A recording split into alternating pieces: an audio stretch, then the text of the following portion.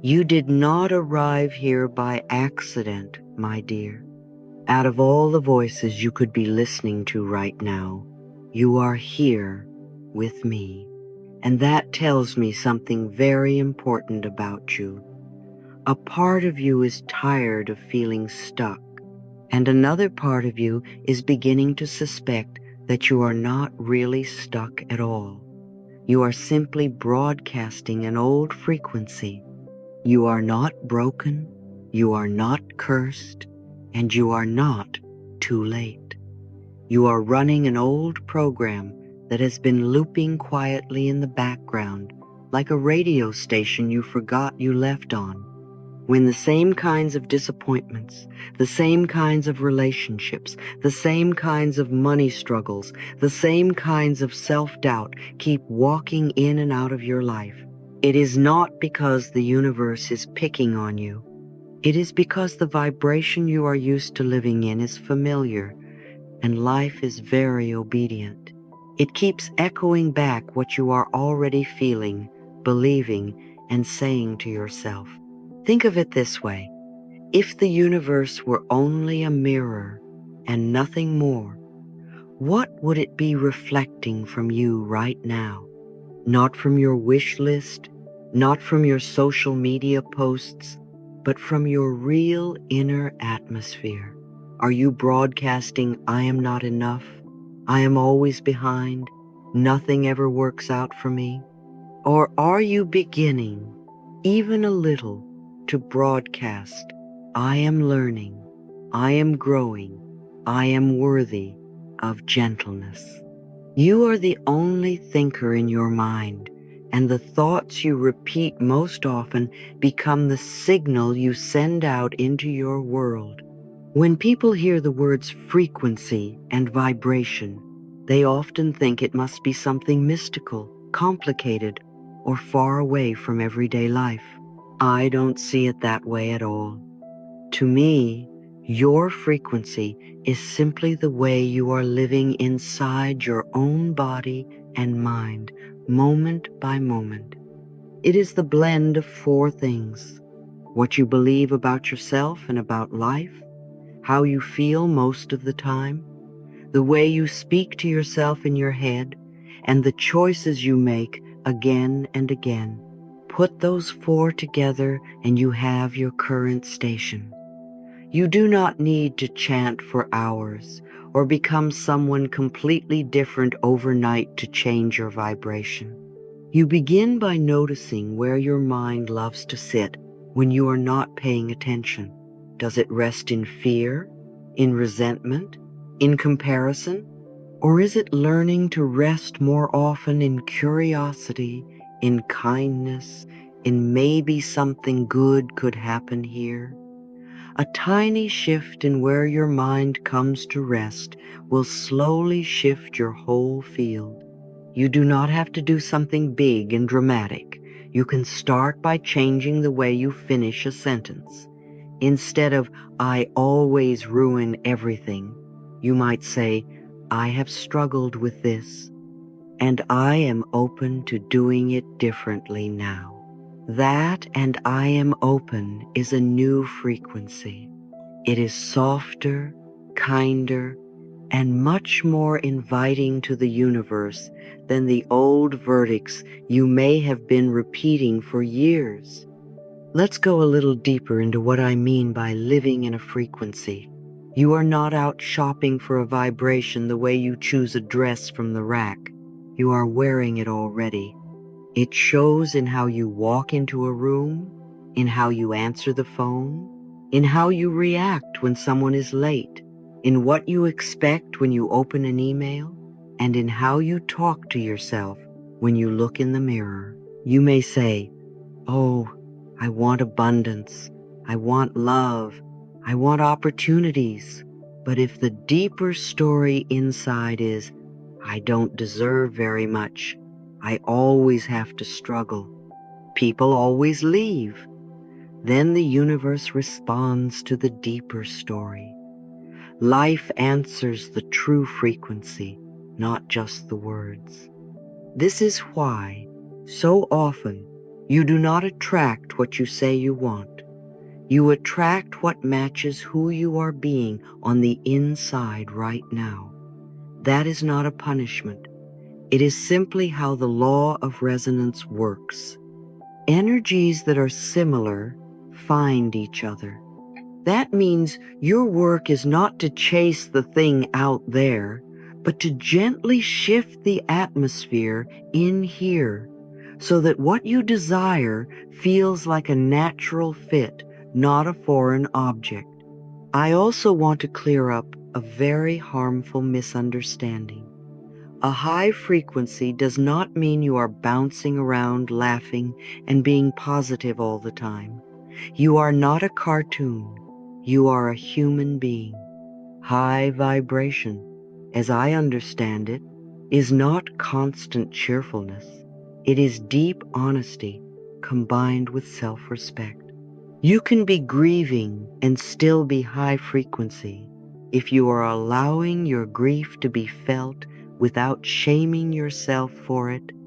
You can be tired and still be high frequency if you are kind to your tiredness instead of calling yourself names. A low frequency is not sadness. A low frequency is self-betrayal. It is when you keep saying yes while your whole body is saying no. It is when you smile while your inner child is crying, "Please don't make me do this again." It is when you beat yourself up for not being a machine. A high frequency is when you become a safe, truthful place for yourself, whether you are on the mountaintop or in the valley. Life loves you, even when you are crying on the bathroom floor.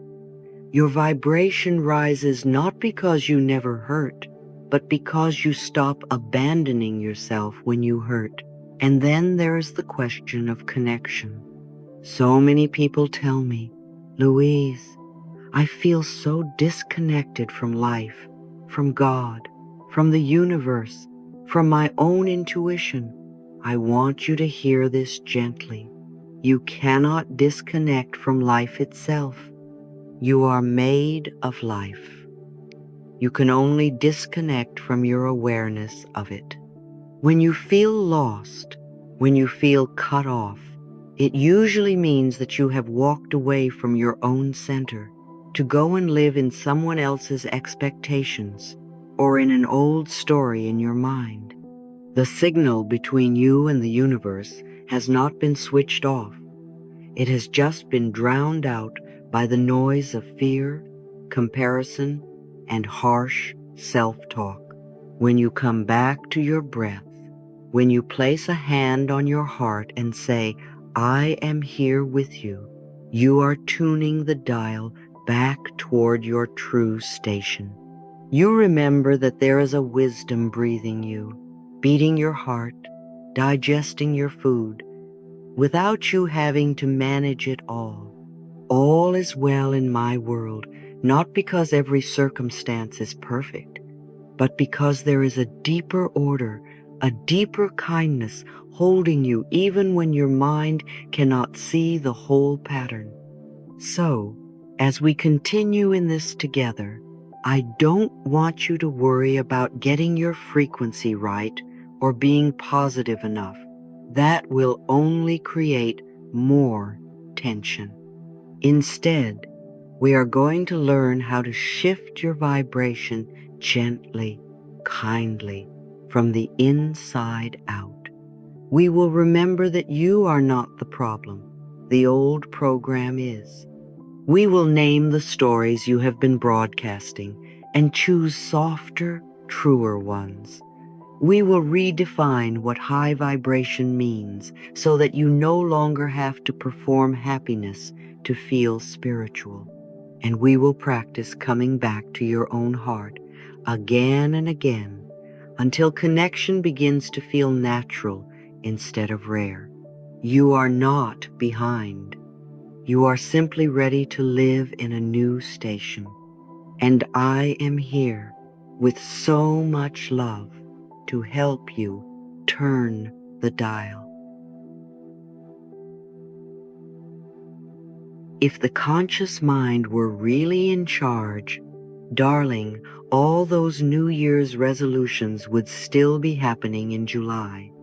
That little line always makes me smile, because you and I both know it's true. If sheer deciding were enough, you'd already be living every change you've ever promised yourself. You have decided 1,000 times. Tomorrow I'll start the diet. On Monday I'll wake up early. Next month I'll finally leave this job. One day I'll stop choosing people who don't choose me. Your conscious mind is very good at making announcements. It's like the boss who loves to call meetings and make big speeches. But the real question underneath is, who is actually driving the car when you're not paying attention? Who is holding the steering wheel at 10 o'clock at night when you're exhausted, or when you're hurt, or when you're scared? This is where we begin to understand the relationship between your conscious mind and your subconscious. The conscious mind is the chooser, the one that can say, yes, I'd like a different life, or no, I don't want to keep doing this. It can aim the direction. But the subconscious is the driver, the nervous, loyal, deeply programmed driver who has been practicing the same routes for years. It does not argue, it does not debate, it does not have a sense of humor. It simply runs whatever emotional habits and beliefs have been installed. So you stand on the sidewalk saying, "We're going to the beach now," and your subconscious slides behind the wheel, smiles politely, and starts driving you back to the old neighborhood, because that is the only route it knows. Once you see that, life begins to make more sense. You can stop calling yourself weak or lazy every time you fall back into an old pattern and instead say, "Ah, this is my driver, following the old map." The conscious mind can choose a new destination. I want to feel worthy. I want to feel peaceful. I want to feel abundant. But if the driver has been trained for 20 years to head toward "I'm not enough," that's where the car will automatically tilt. This is why sheer willpower feels so exhausting. You are trying to drag a whole nervous system in a new direction while the old emotional habits are stepping on the gas toward what feels familiar. You don't need to hate yourself for that. You just need to learn how to talk to the driver, how to retrain it, how to show it patiently that the new road is safe. You are the only thinker in your mind, but most of the time you are thinking with the old thinker's voice. Our work here is to let a new, kinder, truer voice become the one that gives the instructions. Now, let's talk about one of the most important facts I ever learned about the subconscious mind. It does not know the difference between real and imagined in the way that your conscious mind does. You discover this every time you watch a frightening movie. You know it's just a film. You know the monsters are actors and special effects, but your heart still races. Your palms sweat. Your shoulders tense up. Your subconscious has responded to the pictures and the feelings as if they were happening right now. It listens to 4 main forms of instruction: the images you repeatedly hold, the feelings you repeatedly sink into, the words you repeat over and over, and where you put your attention. Think of these as 4 kinds of messages you send to your inner driver. When you replay the same hurtful conversation in your mind 20 times, you're not processing, you're broadcasting. When you imagine the worst-case scenario all day long, you are doing affirmations for exactly what you do not want. When you say, I'm always broke, nothing ever works for me, I'm just not that kind of person, your subconscious doesn't argue. It writes it down as policy. Every thought you think is creating your future. It doesn't matter if you say, I'm only joking, or I didn't mean it. The subconscious hears the tone, not the sarcasm. This is why I am so passionate about gentle, honest affirmations. They are not magic spells. They are new instructions. When you stand in front of the mirror and say, I'm a millionaire, while another part of you is screaming, no, you're not, it can feel ridiculous. You don't have to bully your subconscious with statements it cannot accept. You can start much more softly. You can say, I am open to believing that money can come to me in easier ways. Or, I am willing to learn how to feel more supported. When you whisper, I'm willing, your subconscious relaxes a little. It thinks, oh, we're not being forced. We're being invited. You see, I am willing to change is one of the most powerful things you can tell yourself. It acknowledges where you are and opens the door to where you want to be.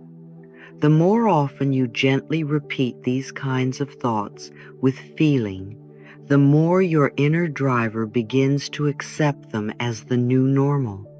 That is how we shift a frequency from repeated fear talk to repeated kindness talk, from pictures of failure to pictures of possibility. Now let's put a beautiful word around all of this: paradigm. Think of a paradigm as your default setting, your inner temperature for what you believe you deserve and what feels familiar. If I were to compare your life to a house, your paradigm would not be the furniture or the paint colors. It would be the blueprint itself, the way the walls are arranged, where the doors are, how much light is allowed in. A paradigm is made up of the quiet rules you live by, often without realizing it. Rules like, I have to work very hard to be worth anything, or love always leaves, or people like me never get too far, or I must not shine too brightly or I'll be punished. You might say consciously, I want a peaceful, abundant, loving life. But if your hidden blueprint still says chaos is normal, then whenever life starts to settle down, a part of you feels strangely unsafe. Without noticing, you may stir up drama again, overspend, pick a fight, or sabotage a good opportunity, not because you are bad, but because the new calm does not match the old pattern. This is why, as I often say, you cannot just slap a new coat of paint on a crumbling wall and expect the house to be transformed. A fresh goal taped on the fridge does not change much if underneath the blueprint remains the same. When the paradigm doesn't change, the goal is only new wallpaper over the same old cracks. It may look different for a little while, but very soon the old structure shows through. The wonderful news is that paradigms can be changed, slowly and surely, through awareness and repetition. When you catch yourself thinking, I always mess things up, and you instead say, that was the old story. I am learning to show up for myself. You have just nudged the blueprint. When you choose, again and again, to act from self-respect instead of self-abandonment, you lay down new foundations. I love and approve of myself becomes more than a sentence. It becomes the new law in your inner world. Paradigm shifting is not about forcing yourself to think happy thoughts. It is about gently but consistently refusing to repeat the old insults and choosing thoughts that match the life you truly want to live. There is one more helper I want to introduce you to, and it lives with you every single second: your body. I like to say that the body is the loudspeaker of the subconscious. When you are not sure what frequency you are broadcasting, you can listen to your body's album. A tight jaw, for example, often tells you there are unspoken words or clenched anger. A heavy chest may be broadcasting, "It's not safe to feel," or "I am carrying too much." A knotted stomach can be the body's way of saying, "I'm bracing for rejection," or "This doesn't feel right." Your mind can argue, deny, rationalize. "It's fine, I'm fine, everything's fine," but your body is very honest. It prints out what your subconscious is really believing and fearing. It is not doing this to betray you. It is doing its best to protect you, to keep you alert to any possible danger based on the old experiences it still remembers. So I want you to begin treating your body as a wise friend that is a little dramatic, but always trying to help. Instead of saying, why is my neck always stiff? What's wrong with me?" You might put your hand there and whisper, "Sweetheart, what are you trying to tell me?" When your shoulders crawl up toward your ears, you could say, "Oh, I must be holding up the whole world again in my mind." When your belly is tight, you might breathe into it and say, "I see you. Fear, I'm here now." This simple act of acknowledging the sensation begins to soften the frequency. You move from being inside the fear to standing beside it with compassion. My body is a mirror of my inner beliefs, and when I change my thinking, I relax my body. When I relax my body, I help my thoughts soften too. You can use the body as a feedback system. Each time you notice tension, you let it remind you to choose a kinder thought. What am I believing right now that makes my chest feel like this? Is there a gentler belief I could try instead? Little by little, as you understand who is choosing the conscious mind, who is driving the subconscious, what blueprint they are following, the paradigm, and how the body is announcing it all, the sensation, you become much less frightened of your own patterns. You see that you are not possessed by some mysterious force. You are simply living out old instructions that were never updated. You do not need to fight yourself. You are invited to educate yourself. You can say to that inner driver, "Thank you for getting me this far with the old map. Now we are going to learn a kinder route." And every time you do that with a new thought, a new choice, a new way of speaking to yourself, you are shifting your frequency. You are answering the question, "Who is driving my life?" with a new, loving truth. A wiser, gentler me is beginning to take the wheel. Let me share the story of a woman I worked with many years ago. A woman I'll call Anna. Anna came to me absolutely exhausted, and on the surface, it looked as though her life was working. She had a good job, a home, a family, enough money to pay the bills. Yet she sat in front of me and said, "I don't understand why I feel so empty. I have all these things I thought I wanted, but I feel like I've traded pieces of myself to get them. She was constantly afraid of losing what she had, checking her emails late into the night, saying yes to every demand at work, staying in social circles that drained her because she was terrified of being left out. Her body hurt all the time. Her mind was a loop of, don't mess this up, don't mess this up. On paper, it was success. In her energy, it was poverty.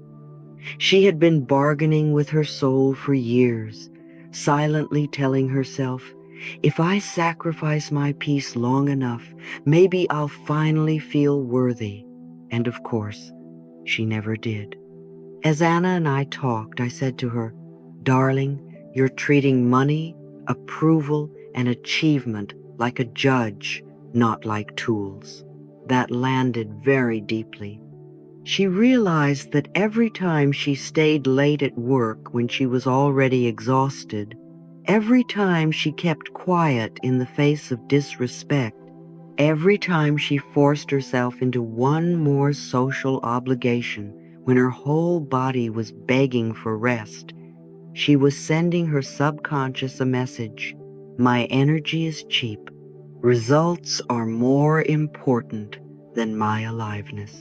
That is what I mean when I say, please do not bargain your soul for outcomes. The outer things, money, titles, relationships, are not bad. They are simply effects. They are the fruit on the branches. Your energy, your state of being, your sense of self-respect, the way you treat this moment that is the root. When you use effects to prove your worth, you plug yourself into a frequency of lack. You announce, I am not enough as I am, so I must keep paying with my well-being to earn a little approval. And then life, so faithful, mirrors that back as more situations where you feel you must overpay just to be allowed to be here. I want you to hear this line very clearly. You cannot live in energetic bankruptcy and expect to attract a life of ease. It doesn't mean you must float through each day in bliss. That is not realistic, and it is not necessary. It means that the way you treat your own energy today is already shaping the kind of life you are able to receive tomorrow. Two people can be in the same job, in the same city, with the same salary, and have completely different experiences of life. One moves through the day with an inner sense of, I can take things step by step. I am allowed to rest. I am learning. And they notice opportunities, kindness, little doors opening. The other carries a constant inner shout of, I'm behind, it's never enough, and they perceive every change as a threat. The circumstances look similar. The energy is entirely different. Energy colors the whole picture. The more you come from fear, tightness, and self-attack, the more your world looks like a hostile place. The more you come from respect, gentleness, and groundedness, the more your world begins to look like a place where you have room to breathe. So when I say prioritize energy over matter, I'm not asking you to neglect your responsibilities. I am asking you to stop sacrificing your nervous system as if it were an endless resource. Before you say yes to one more demand, I'd like you to pause and ask, what frequency am I reinforcing if I do this in this state? Am I reinforcing the belief that my needs don't matter? Am I reinforcing the belief that I must exhaust myself to deserve anything? Or am I reinforcing the belief that I am worth protecting, that I can contribute from a place of sufficiency, not depletion? Enoughness begins in how you treat this hour, this conversation, this body you're in right now. You cannot bully yourself all day and then expect the universe to say, "Here, have a gentle life." The universe mirrors the way you treat you. Life supports me in every possible way, but you must be willing to stop sabotaging that support by constantly placing your well-being on the lowest rung. Think of it like pouring water from a pitcher. If you pour and pour into every glass around you without ever looking at the pitcher, at some point there is nothing left. No matter how kind or spiritual your intentions are, if the pitcher is empty, nobody is going to get water, least of all you.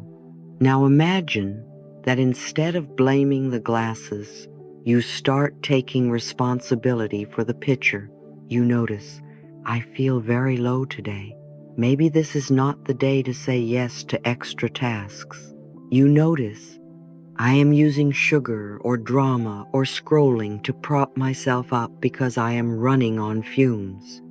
And instead of calling yourself weak, you say, "Oh, my energy is asking for care. If I want a rich life, I must treat my energy as something valuable." This is prioritizing energy over matter. Over time, as you honor your limits and nourish yourself properly, emotionally, physically, spiritually, you move into a different vibration. You stop radiating, "Use me, I'm available to be drained," and start radiating, "I am here to give and receive from a place of wholeness." And life, being the faithful mirror that it is, begins to send you people and situations that match that. Now, I'd like to invite you into one of my favorite ways of looking at this whole subject, the law of cause and effect inside your own mind. We love to talk about the law of attraction, but we sometimes forget that attraction is simply the outward expression of inner cause and effect. If you look at the life you are living today, your relationships, your work, your health, your daily moods, it is very helpful not to see it as a verdict on your worth, but as a garden of results. A garden never appears overnight. Flowers, weeds, trees, bare soil, everything you see is telling you something about the seeds that were planted and how they were watered over time. In the same way, your present life is not proof that you are good or bad. It is the natural outcome of the causes you have allowed, the people you have surrounded yourself with, the media you take in, the thoughts you repeat about yourself, the boundaries you set or did not set, the way you handled your pain. These were all seeds. For example, if you grew up in a home where the seed "I must please others to be safe" was planted every day, it makes perfect sense that you would now find yourself in friendships or work situations where you overgive and feel unseen.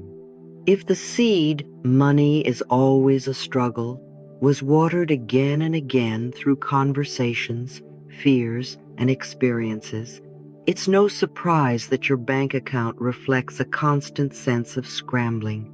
If the seed "love equals chaos" was paired with strong emotions in childhood, your nervous system might still be magnetized to partners who create that same chaos, not because you enjoy suffering, but because a part of you says, "This feels like home." When you understand this, you can stop calling yourself cursed or doomed. You can say, "I see. My present is showing me my past seeds." Here is the beautiful part. We do not need to go into the garden with fury, ripping up every plant and shouting at the soil, "How dare you grow this?" That is what many people try to do. They look at their life, feel disgusted, and then turn that disgust inward. How could I have allowed this? I've wasted so much time. I'm such a fool. That is like yelling at a tomato plant for being a tomato plant. It does not help the garden. It only exhausts the gardener. You do not need to hate the old version of you who planted those seeds. She did what she could with the tools and awareness she had. In many cases, she was just trying to survive. So instead of going to war with her, we say, "Thank you for getting me this far. Now I am going to plant some new seeds." Planting new seeds is much more about small, consistent choices than about dramatic declarations. If you have spent years saying yes when you meant no, a new seed might be one tiny, trembling no in a situation where you would normally abandon yourself. If you have spent years feeding your mind with stories of scarcity and catastrophe, a new seed might be 5 quiet minutes each morning where you affirm, "I am open to the idea that life can support me," and you really let that feeling enter your body. If you have spent years around people who drain and belittle you, a new seed might be one evening a week you choose to spend alone or with someone who truly listens. These are causes. Repeated over time, they create new effects. What I give out, I get back, not as punishment or reward, but as a reflection. I would like you to imagine, just for a moment, that each thought you choose, each boundary you set, each way you speak to yourself is a little stone dropped into a pond. One stone does not transform the whole pond, but it does create a ripple. When you repeat the same kind of stone, "I am willing to treat myself with respect. I choose to rest before I collapse. I am open to receiving good," those ripples start to overlap and strengthen. The surface of the water begins to look different. This is how a new frequency is born. You don't have to fight the old ripples. They will die out if you stop throwing the same old stones. You simply stop feeding them. You stop rehearsing the old arguments in your head. You stop saying yes from fear. You stop marinating in content that confirms your worst beliefs about yourself and the world. You say, "I see you, old pattern. I will not give you my attention today." And you place your attention very deliberately on something more loving, more honest, more aligned. So if you are looking at your life right now and thinking, "I don't like this harvest," I want you to know that you are not trapped. You are being invited to become a more conscious gardener. You can look at one area at a time, perhaps your friendships, perhaps your work, perhaps your inner dialogue, and ask, "What seeds have I been planting here?" Then you choose one new, kinder seed and plant it today, even if it feels small, even if nobody notices. You say, "I will not bargain my soul away for results. I will care for my energy first. I will plant thoughts and actions that match the life I want to live." And as you do this gently and repeatedly, your paradigm shifts, your frequency rises, and your outer world slowly reorganizes to meet you where you now stand. Remember, my dear, you do not need to be perfect to create a new life. You only need to be willing to stop feeding what hurts you and to start feeding what heals you. I am willing to release the pattern that created this, you might say. I am willing to grow in a new direction. Every time you choose a small, loving cause. One thought, one breath, one boundary, you set a new effect in motion. And little by little, without violence, without bargaining, without hating yourself, you become the living proof of the most wonderful idea that when you change your inner energy, your outer life cannot help but respond.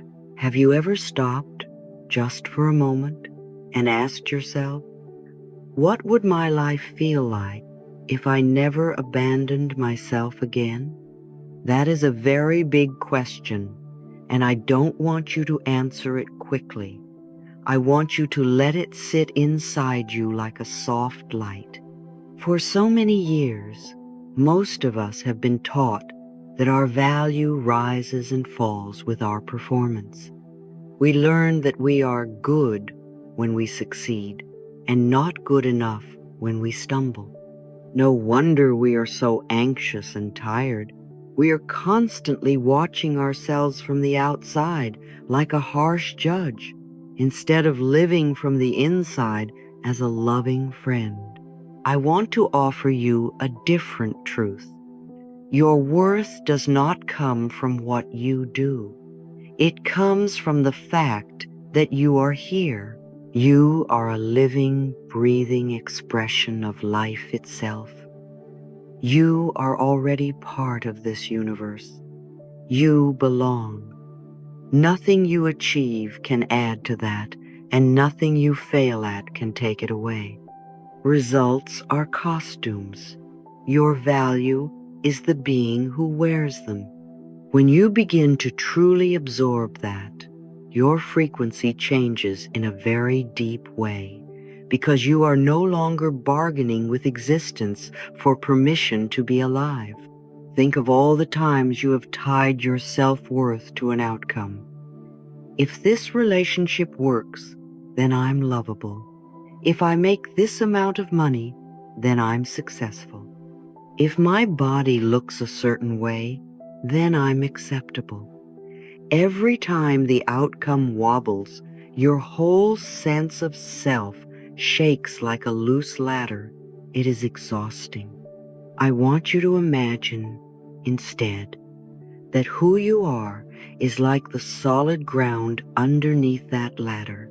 Jobs may come and go, people may come and go, good days and hard days will certainly come and go, but the ground is steady. You might forget that for a while. You might get caught up staring at the ladder. Still, the ground is there. When you start to live from that ground, when you say to yourself, I am valuable because I exist, not because I perform, you stop chasing proofs. You stop making every mistake into a trial. You begin to act from dignity, not desperation. That is what I call an unbeatable frequency. Not someone who never falls, but someone who no longer throws themselves away when they do. One of the most powerful expressions of this unbeatable frequency is the art of not reacting.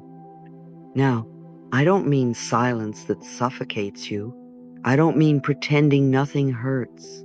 I mean the gentle discipline of not letting fear and old wounds drive the car every time something pokes you. For many of us, the pattern has been automatic.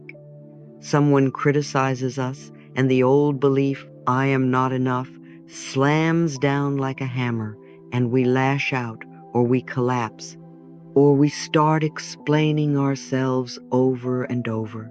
The reaction is so fast we hardly see it. The energy drops.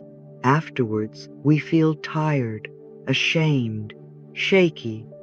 When you begin to awaken, you realize you actually have a choice in that tiny space between trigger and response.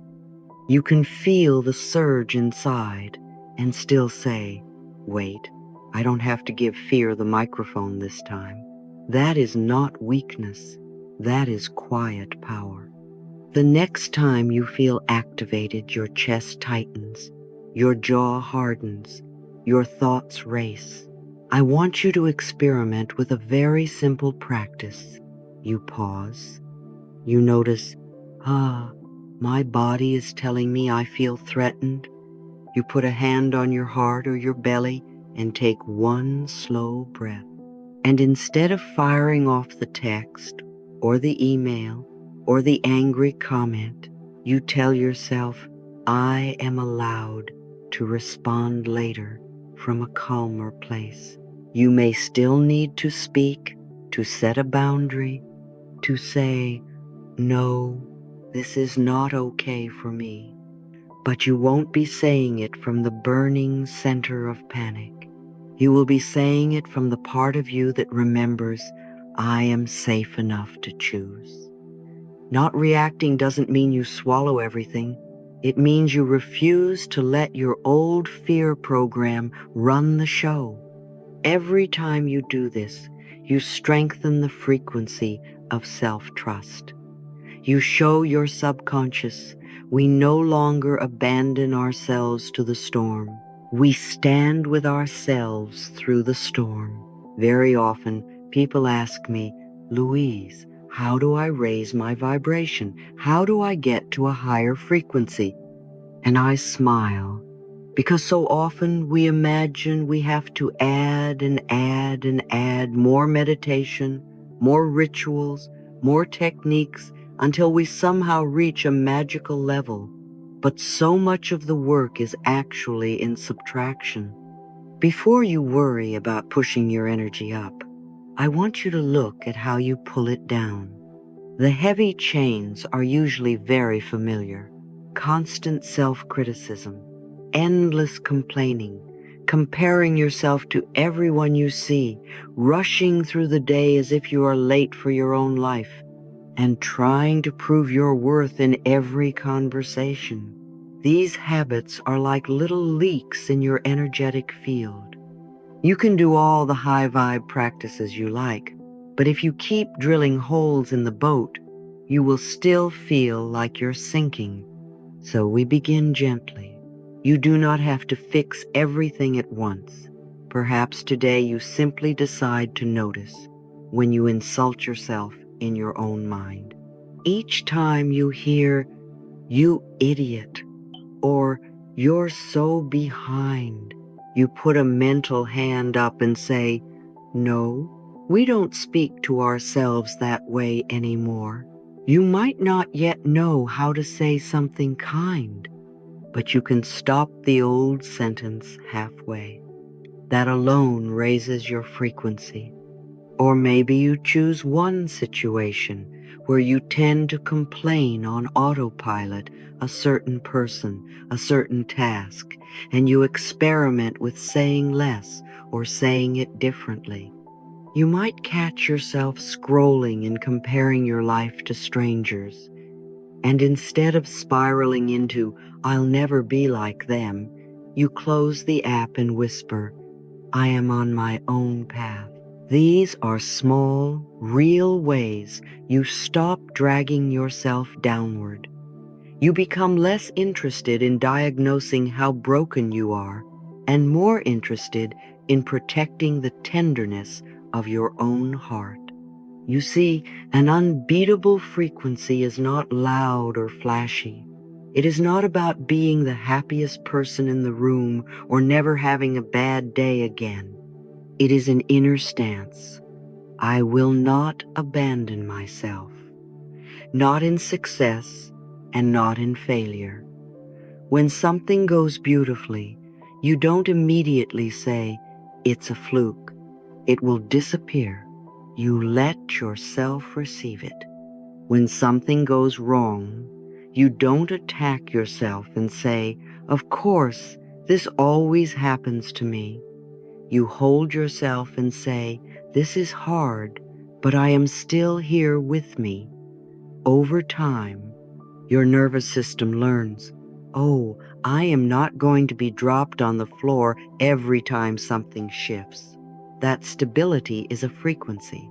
life can trust a person who doesn't throw themselves away. People can sense it. Opportunities can land there. You become less like a leaf blowing in the wind of circumstances and more like a rooted tree that bends but does not break. Now, let's talk about one of the most common ways we accidentally tangle up our energy, trying to do the universe's job. Have you ever caught yourself lying awake at night, trying to figure out every possible pathway from where you are to where you want to be? Your mind runs like a little employee who has staged a coup and decided it must be the CEO of the entire cosmos. It tries to control every how the money will come, how the right person will arrive, how the opportunity will show up, how long it will take. It draws complicated maps and then panics when life doesn't follow them. Your conscious, logical mind is a wonderful tool. It can plan, organize, analyze, but it was never meant to carry the whole universe on its shoulders. When you force it into that role, you broadcast a frequency of fear. If I don't micromanage every detail, everything will fall apart. I like to think of logic as a very capable assistant who works best when you give it clear tasks and reasonable hours. You can say, "Please help me create a budget," or "Please help me list the steps to start this project," and it will do very well. But if you say, "You must guarantee every outcome, eliminate all risk, and get me the exact result by next Thursday," it collapses into anxiety because that is not its job. There is a larger intelligence at work, call it life, the universe, God, love, that handles timing, unexpected connections, and the infinite web of other people's paths and choices. When you insist on knowing every turn in advance, you are essentially telling that intelligence, "I don't trust you. I must drive the whole bus by myself. No wonder your shoulders hurt." So instead of demanding from life, "Tell me exactly how this will work out," I invite you into a softer arrangement. Your part is your state and your next sincere step. You tend to your frequency, your thoughts, your self-talk, your willingness to act in alignment with your values, and you take the next honest action that feels available. That might be sending one email, making one phone call, putting aside a small amount of money, resting when you are exhausted so you don't burn everything down. The universe's part is to weave those small causes into opportunities and outcomes you could not have orchestrated by yourself. When you focus only on pushing out results, you often bypass your own needs and intuition, and you end up in places that look good but don't feel good. When you focus on holding state, on staying as close as you can to self-respect, openness, and peace, your actions naturally change. You say yes where you used to say no, and no where you used to abandon yourself. Those actions create openings that feel like doors quietly swinging ajar. I want you to notice something important. When you are in the right state, the actions that match it do not feel like frantic forcing. They may still require courage. Your heart may still pound a little when you speak up or try something new, but underneath there is a sense of, "This is true for me." You are not thrashing, you are stepping. That stepping, repeated over time, is what moves the universe as people like to say. Not magical thinking alone, but a relationship between an inner frequency and outer choices. When you are kind to yourself, you tend to choose kinder situations. When you see yourself as worthy of respect, you start making decisions that protect your energy. When you believe that you are supported, you become more willing to take the small risks that allow support to reach you. I am willing to change. I am willing to release old patterns. These are not just pretty words. They are signals, and life responds.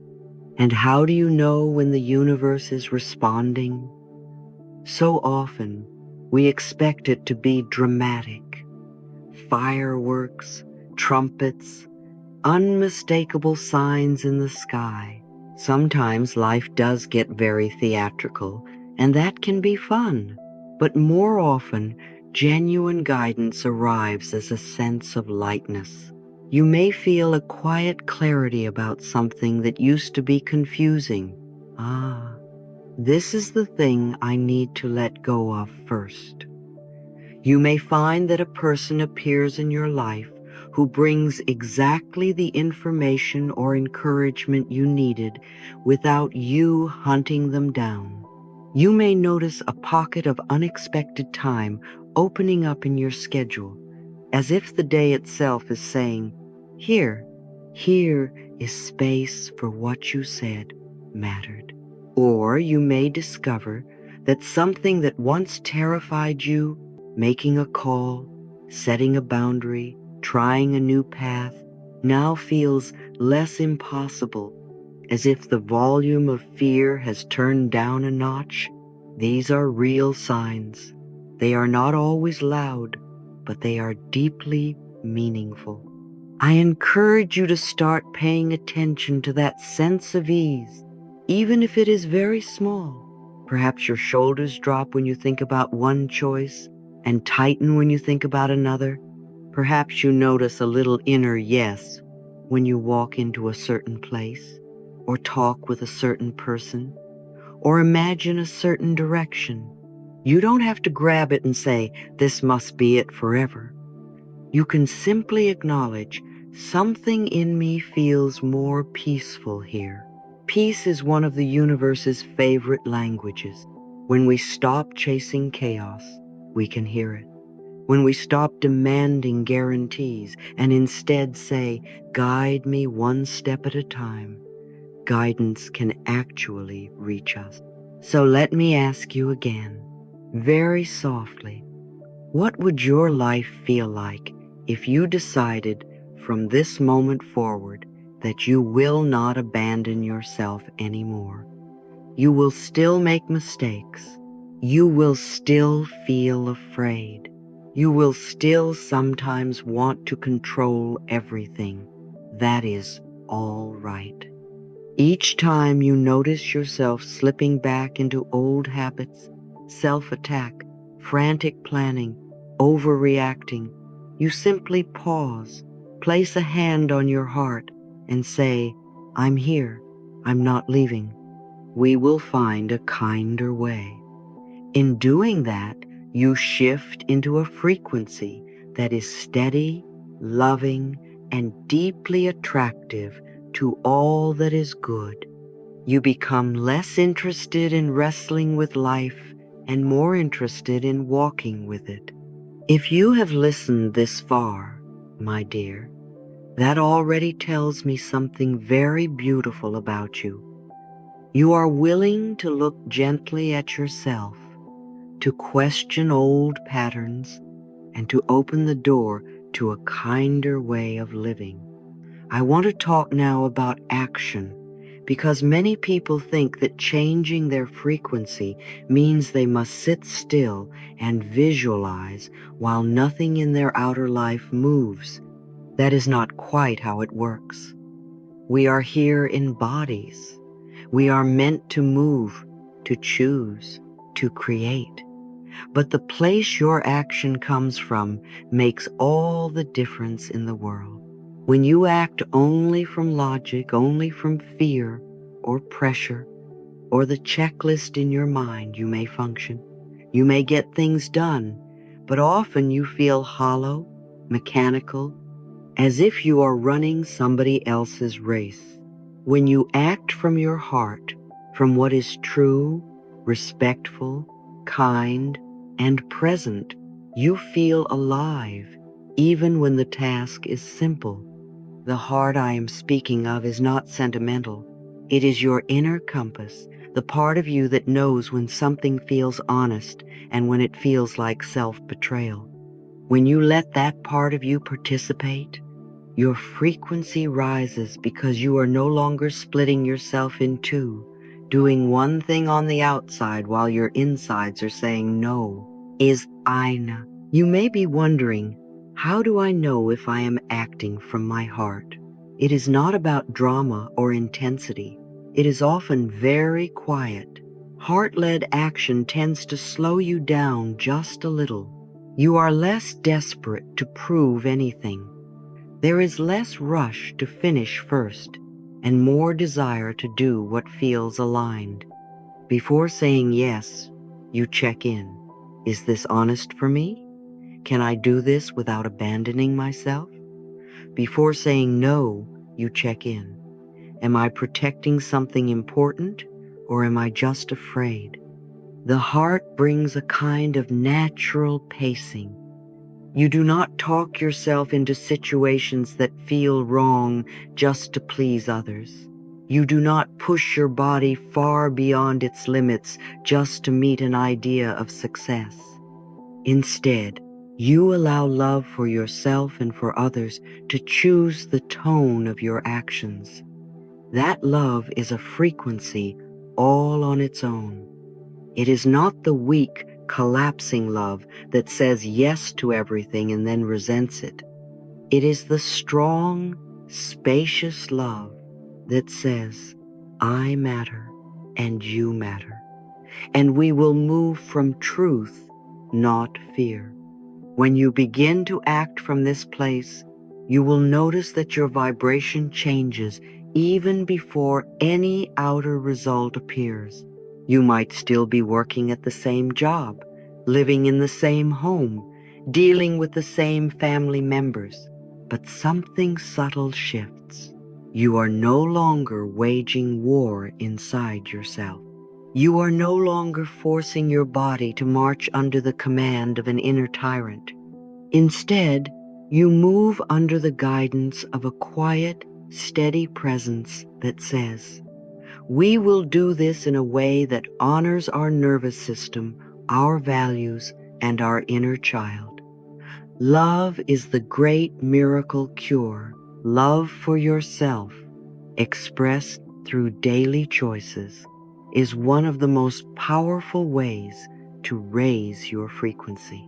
Unconditional love is not a theory. It is the way you treat yourself on the days you are tired, messy, slow, or uncertain.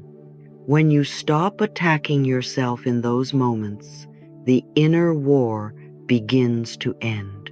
That peace, that soft ceasing of inner conflict, sends out a very clear signal to the universe. I am no longer fighting my own existence. Life can work with that. Of course, you do not live in a vacuum. Your frequency does not float in empty space. It is constantly interacting with your environment. This is why I want you to start paying gentle attention to what I call your frequency filters, the ways you allow or deny certain energies to come close. Just as you would not eat spoiled food every day and expect your body to thrive, you cannot feed your mind and heart with constant noise, cruelty, and chaos and expect to feel light. I am not asking you to be afraid of the world or to lock yourself away. I am inviting you to become a loving curator of your life. Ask yourself, What am I listening to? What am I watching? Who am I spending my precious time with? What spaces am I sitting in? These things are not neutral. They are like background music playing continuously in your subconscious. You do not have to cut everything out and start over. That would be another kind of violence. Instead, you can begin to make small, conscious shifts. Maybe there is a person who always leaves you feeling shrunk and tense. You might see them less often or limit certain topics. Maybe there is a kind of content you consume that always makes you feel anxious and not enough. You might unfollow a little, turn off the news a little earlier, or choose something more nourishing at the start and end of your day. Maybe your living space could use one tiny corner that feels peaceful, and yours a chair by the window, a clean table, a candle. These are not luxuries. They are ways of telling your inner self, you deserve a gentle soundtrack. You deserve a place that supports your healing. To create and maintain these filters, you will need boundaries. And I want you to see boundaries not as walls, but as acts of love. A boundary is not, I hate you, go away. A boundary is, I respect my energy and I choose what comes close.